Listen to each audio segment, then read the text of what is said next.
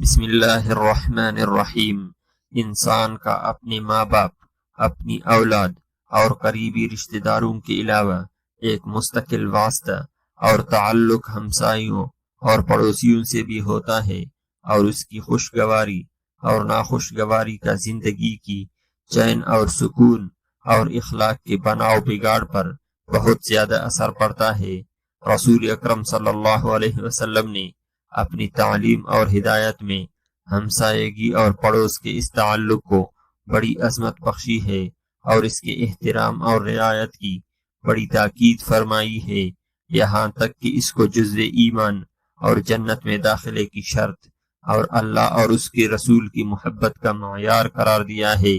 ایک انصاری صحابی رضی اللہ عنہ فرماتے ہیں کہ میں حضور صلی اللہ علیہ وسلم کے خدمت میں حاضر ہونے کے لیے گھر سے چلا، وہاں پہنچ کر دیکھتا ہوں کہ ایک صاحب کھڑے ہیں اور حضور صلی اللہ علیہ وسلم ان کی طرف متوجہ ہیں۔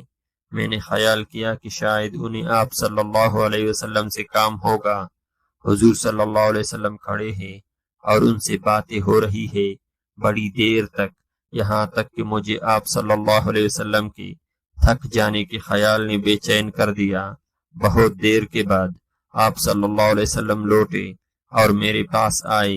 میں نے حضور صلی اللہ علیہ وسلم سے کہا، اس شخص نے تو آپ کو بہت دیر تک کھڑا رکھا، میں تو پریشان ہو گیا، آپ کی پاؤں تھک گئے ہوں گے۔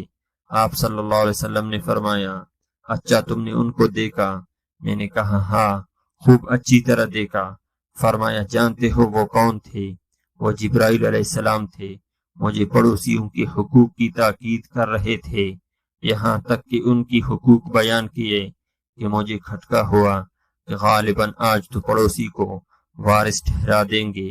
حضور صلی اللہ علیہ وسلم نے فرمایا، پڑوسی تین قسم کے ہیں، ایک وہ پڑوسی جس کا صرف ایک ہی حق ہے اور وہ حق کے لحاظ سے سب سے کم درجہ کا پڑوسی ہے، دوسرا وہ پڑوسی جس کے دو حق ہے، اور تیسرا وہ پڑوسی جس کے تین حق ہے۔